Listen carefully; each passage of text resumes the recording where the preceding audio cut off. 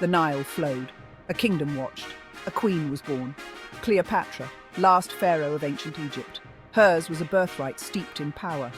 But power is a fickle mistress. It demands strength, cunning, and Cleopatra, she was a quick study. From a young age, Cleopatra was immersed in politics and scholarship. She mastered languages, devoured knowledge, her mind, a weapon sharper than any sword. At 18, destiny came calling. The throne, her birthright, was hers, but danger lurked in every shadow. Her brother, Ptolemy XIII, a rival hungry for power. Their struggle for power plunged Egypt into chaos. A civil war, brother against sister, a kingdom hanging in the balance. But Cleopatra, she had a plan. A Roman general was making his presence known in Egypt, Julius Caesar, a man of ambition, a man who could tip the scales. Caesar arrived in Alexandria, a city buzzing with intrigue. He was there to settle the dispute between Cleopatra and her brother. But Cleopatra, she saw an opportunity. She would use her charm, her wit, to secure Caesar's support. Her chance came. She had herself smuggled into his chambers, wrapped in a rug, presented to Caesar like a gift, a bold move, a calculated risk. Caesar was captivated. By her beauty, yes, but also by her intelligence. Her ambition matched his own. They formed an alliance, a political strategy, but also a passionate love affair. From this union, a son was born, Caesarion, a symbol of their bond. Under Caesar's protection, Cleopatra secured her throne. Ptolemy XIII was defeated, lost to the currents of the Nile. Cleopatra, now the sole ruler of Egypt. Her grip on power, stronger than ever. She was not just queen, she was a force to be reckoned with. But fate, as always, had other plans. The Ides of March, a day etched in blood. Caesar was assassinated, betrayed by those he trusted most. Cleopatra was devastated, but grief did not cripple her. She returned to Egypt. Her kingdom needed her. And she had a son to protect, Caesarion, the heir to two legacies. Rome was thrown into turmoil, a power vacuum. Emerging from the chaos was Mark Antony, one of Caesar's most trusted generals. He formed the Second Triumvirate, along with Octavian and Lepidus. They divided the Roman Republic amongst themselves. Antony took control of the east. He summoned Cleopatra to Tarsus, to answer for her loyalty to Caesar, to ensure Egypt's continued allegiance to Rome.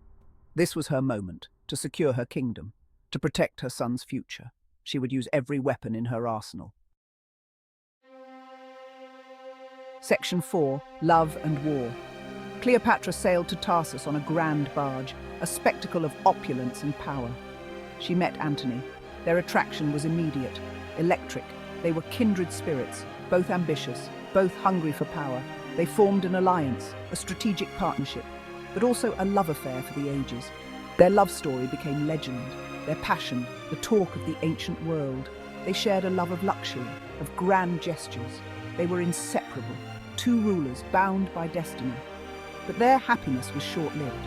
Rome was a viper's nest of political intrigue, their love a threat to the delicate balance of power. Antony's rival, Octavian, saw their alliance as a threat. He used it to turn the Roman people against Antony, painting him as bewitched by the Egyptian queen. War was inevitable. Section 5. The final betrayal. The Battle of Actium. A clash of titans. Octavian's forces versus those of Antony and Cleopatra. The future of the Roman Republic hung in the balance. And in the heart of the battle, betrayal. Cleopatra's fleet turned tail, fled the battle. Whether a strategic maneuver or an act of desperation, history does not say. Antony, heartbroken and disillusioned, followed her. His forces were defeated. The dream of a shared empire shattered. Antony returned to Egypt, his spirit broken. He believed Cleopatra had betrayed him, but she had not abandoned him. She had retreated to protect what remained of their power. Octavian's forces closed in on Alexandria. The noose was tightening. Antony, in a last act of defiance, took his own life, falling on his sword. He died in Cleopatra's arms, his last breath a whisper of her name. Section 6. A Serpent's Kiss.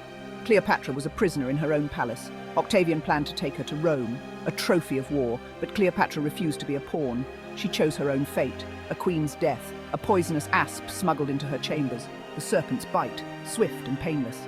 She closed her eyes. Cleopatra, the last pharaoh of Egypt.